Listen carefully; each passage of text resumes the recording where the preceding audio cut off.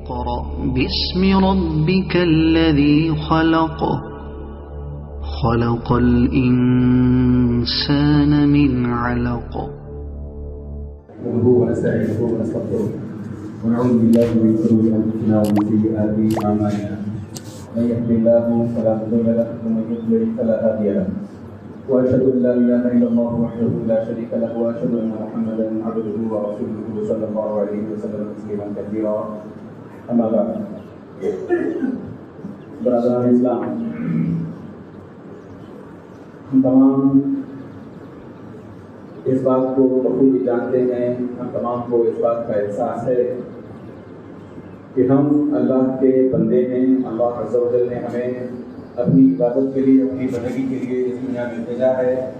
قرآن کی کئی آیات اس بات کی طرف اشارہ کرتی ہیں. مثال کے طور پر وما خلقت الجن والانس الا لیعبدون.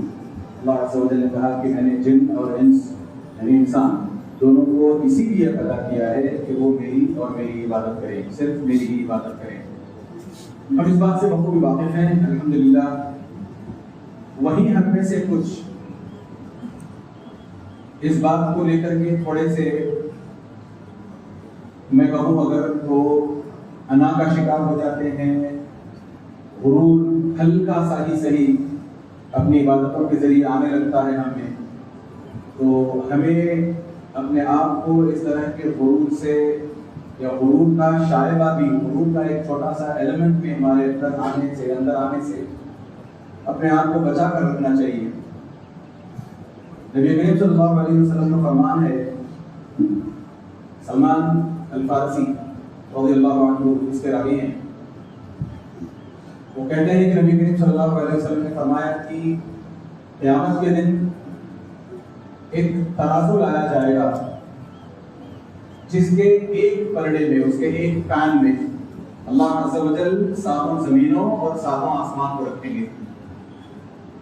جب اس پلڑے میں، ایک ہی پلڑے میں، ہم جانتے ہیں کہ ہو سکتا ہے ہم میں سے نئے جو نوجوان لڑکے ہیں ان کو ترازو کا احساس نہ ہو، کیونکہ آج کل کے ترازو تھوڑے سے الگ ہوتے ہیں. ایک ہی بس پین ہوتا ہے، اس کے نیچے ڈیجیٹل میٹر ہوتا ہے، ڈیجیٹل ریکارڈر ہوتا ہے، اس کے ذریعے سے آپ پتہ کر لیتے ہو. ورنہ اگر آپ نوجوان ہیں تو اپنے ماں باپ سے، دادا دادی، نانا نانی سے پوچھیں کہ ایک زمانے میں وہ بھی ترازو ہوا کرتے تھے کہ ترازو کے 2 پین ہوا کرتے تھے. تو اسی طرح کا ایک پین اللہ عز و جل نبی کریم صلی اللہ علیہ وسلم کہتے ہیں کہ لگائیں گے. تو اس کے ایک پین میں 7 آسمانوں اور 7 زمینوں کو لا کر کے رکھا جائے گا. اس کے لیے اتنا پروویژن ہونا ہے، اندازہ کریں کہ وہ پین کتنا بڑا ہوگا جس کے اندر یہ 7 زمین اور آسمان سما جائیں گے. اور ہم ایک بات یہ بھی واضح کر دوں کہ 7 زمین ہیں. ہم اس بات کو سمجھ نہیں پاتے ہیں اگر آج کی تاریخ میں، تو ہم غالباً اس بات کو بھی سمجھ نہیں پاتے ہیں کہ 7 آسمان ہیں. ہمیں صرف ایک آسمان دکھائی دیتا ہے. تو یہاں پر اللہ عز و جل نے 7 آسمان کا ایک کے بعد ایک احادیث میں اس کا تذکرہ موجود ہے کہ پہلے آسمان پہ کون ہے، دوسرے آسمان پہ کون ہے، تیسرے پہ. اس حساب سے اس کی صاف تصدیق ہو جاتی ہے کہ 7 آسمان ہیں. مگر اسی حساب سے 7 زمینیں کیسی ہیں اس کا ہمیں آج اس کی سمجھ نہیں آتی. تو جہاں ہمیں کوئی چیز سمجھ نہیں آتی ہو، اپنی عقل کو لڑانے کی بجائے، اپنی عقل سے اس چیز کو ادراک میں لانے کی بجائے، اس چیز کو اپنی سمجھ میں لانے کی کوشش کرنے کی بجائے ہمیں ایسی چیزوں کو اللہ کے حوالے کر دینا چاہیے. یہاں اللہ عز و جل نے کہا ہے الذی خلق 7 سماوات ومنهن مثلهن. سورہ طلاق کی بالکل آخری آیت جا کر دیکھیں آپ، اس میں اللہ عز و جل کہتے ہیں کہ اللہ عز و جل نے 7 زمین، 7 آسمان پیدا کیے ہیں اور بالکل اسی طریقے سے زمینیں پیدا کی ہیں. اور ہر عالم نے، اہل علم میں سے، مفسرین میں سے ہر مفسر نے یہی اس کا ترجمہ دیا ہے کہ اس سے 7 زمینیں مراد ہیں. اب ہمیں آج کی دور میں ایک ہی بال دکھائی دیتا ہے، ایک ہی کوڑا دکھائی دیتا ہے زمین کا. اب ہمیں کیسے ہو سکتا ہے اس کے اندر پردوں کو اللہ عز و جل نے گنا ہو، یا ہو سکتا ہے 7 سب کچھ الگ الگ زمینیں ہوں. اس میں ہم اپنے دماغ کو نہیں کھپائیں گے. قرآن یہ کہتا ہے ہم سے کہ آپ کو جو کہا گیا اس پر آپ بس ایمان لاؤ. آمنا وہ سب تکنا، تو ہم ایمان لایا اور ہم نے اس کی تصدیق. تو آگے بڑھتے ہیں.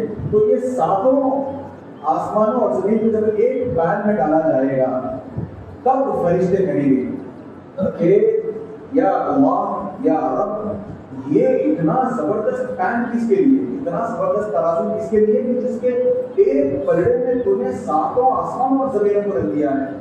یعنی اس کا مطلب یہ ہوا کہ آپ اے اللہ عز و جل دوسرے پرڑے میں کسی بندے کے اعمال کو لانے والے ہو.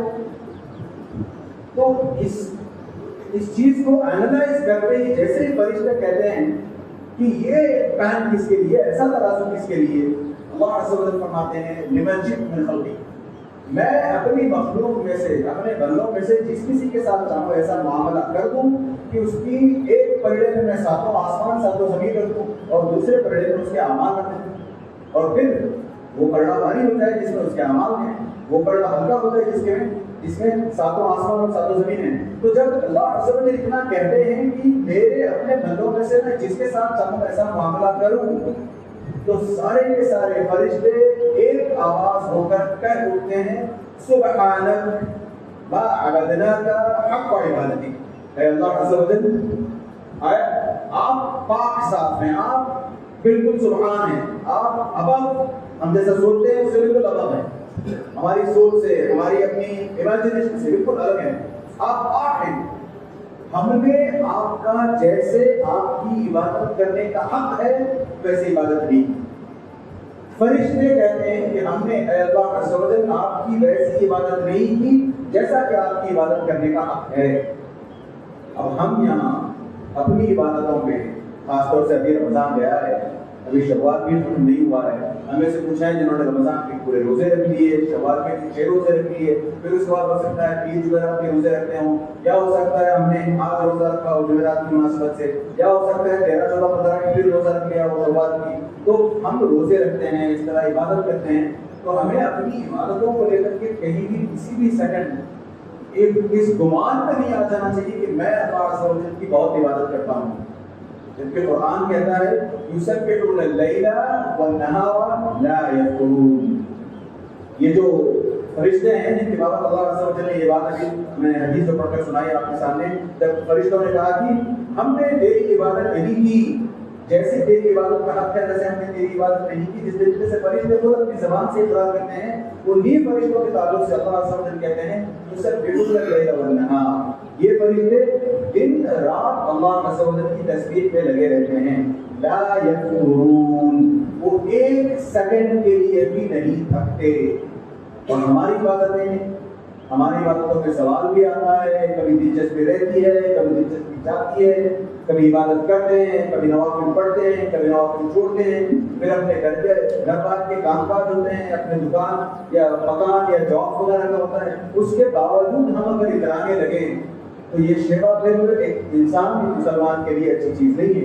کیونکہ اپنی انا پہ, اپنے آپ پہ اترانے والا سب سے پہلا انسان یا بلکہ سب سے پہلی مخلوق ہم جانتے ہیں ابلیس. ابلیس ہی نے کہا تھا خلقت بیدی, کہ اللہ عز و جل تو نے مجھے اپنے ہاتھوں سے پیدا کیا ہے. یعنی سبحان اللہ, اللہ عز و جل کے سامنے خلقتنی من نار, کہا کہ اے اللہ عز و جل تو نے مجھے آگ سے پیدا کیا ہے, اور ابلیس کو مٹی, اس کو آدم علیہ السلام کو مٹی سے پیدا کیا ہے, اور تو چاہتا ہے کہ آگ جل کر کے مٹی کا سجدہ کرے. میں نہیں کروں گا, میں اونچا ہوں, اس سے برتر ہوں میں. تو یہ ہمیں اپنی عبادت کے تعلق سے اس طرح کی غلط فہمی میں, اس طرح کی مس انڈرسٹینڈنگ میں نہیں کرنی چاہیے کہ میں سب کچھ بہت عبادت گزار ہوں. ہماری اگر ایک بھی عبادت قبول ہو جائے, سورۃ الکہف پڑھتے ہیں ہم, ابھی سورۃ الکہف پڑھنے کے لیے کل سویرے جاگیں گے, ہم سورۃ الکہف پڑھیں گے. سورۃ الکہف کی آخری آیت کیا کہتی ہے؟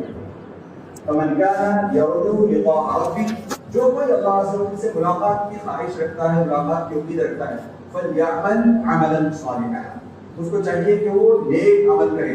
اب غور سے سنیں, اللہ عز و جل نے فلیعمل اعمالا صالحا نہیں کہا, آپ جا کر کے دیکھیں عملا صالحا کہا ہے. ایک اللہ عز و جل کو وہ بس ایک عمل ہمارا درکار ہے جس کے اندر اخلاص ہو, جو ریاکاری سے خالی ہو, جو دکھاوے سے خالی ہو, جس میں انا نہ ہو, غرور نہ ہو, بس ایک عمل ہمیں چاہیے. تو اللہ عز و جل کی اگر ہم سے ملاقات کے خواہاں ہیں, ملاقات کرنا چاہتے ہیں, تو ہمیں اپنی عبادتوں کو بجا تو لانا چاہیے, عبادتیں کرنی تو چاہیے, مگر ہمیشہ اپنی عبادتوں کے تعلق سے ہمیں یہ ظن رکھنا چاہیے, یہ گمان رکھنا چاہیے کہ شاید یہ میری عبادت قبول نہیں ہوئی ہے. اس کا یہ مطلب نہیں ہے کہ میں پھر دہرانے لگوں اس عبادت کو. کوئی بندہ مثال کے طور پر آئے, مغرب کی نماز پڑھے, سلام پھیرنے کے بعد کہے شاید میری عبادت قبول نہیں ہوئی ہے, چلو میں دہراتا ہوں نماز, یہ مطلب اس کا نہیں ہے. ہمیں اپنی عبادتوں کے تعلق سے بس یہ گمان رکھنا چاہیے کہ میں نے اے اللہ عز و جل تیرے سامنے آ کر کے جیسے تیسے اپنی ٹوٹی پھوٹی طریقے سے عبادت کی ہے، تو اس سے زیادہ بہتر عبادت کا حقدار ہے، یہ ہمارا شیوا ہونا چاہیے۔ میں نے بس کوشش تو کی ہے اپنی، تو اس سے زیادہ بہتر ڈیزرو کرتا ہے۔ تو نے مجھے پیدا کیا ہے، تو نے کہا کہ وما خلقت الجن والانس الا ليعبدون، سارے انسانوں کو سارے جنوں کو تو نے کہا کہ تو نے صرف اس لیے پیدا کیا کہ ہم تیری عبادت کریں۔ میں عبادت کرتا ہوں، میں 5 وقت کی نماز پڑھنے کے لیے آتا ہوں اے اللہ عز و جل، مگر میں یہ بھی جانتا ہوں کہ میں اس سے اچھا کر سکتا ہوں، میں یہ بھی جانتا ہوں کہ میں نے جیسے تیسے کیا ہے، نہیں اس سے اچھا تو ڈیزرو کرتا ہے۔ یہ شیوا اگر ہم اپنی عبادتوں میں لائیں تو انشاءاللہ تعالیٰ ہماری عبادتیں قابل قبول بھی بنے۔ اللہ عز و جل سے دعا کریں کہ اللہ عز و جل ہمیں اپنی عبادتوں کو خوبصورت بنانے کی توفیق عطا فرمائے۔ اللہ سے دعا کریں کہ اللہ عز و جل ہمیں اپنی عبادتوں میں مکمل اخلاص برتنے کی توفیق عطا فرمائے، اور جب تک اللہ عز و جل ہمیں زندہ رکھے پورے اخلاص کے ساتھ ہماری ہر عبادت کو ادا کرنے کی توفیق عطا فرمائے رکھے، آمین۔ وصلی اللہ علی نبینا محمد وعلی آلہ وصحبہ اجمعین۔ السلام علیکم ورحمۃ اللہ وبرکاتہ۔ سبحانک اللہم وبحمدک، اشہد ان لا الہ الا انت، استغفرک واتوب الیک۔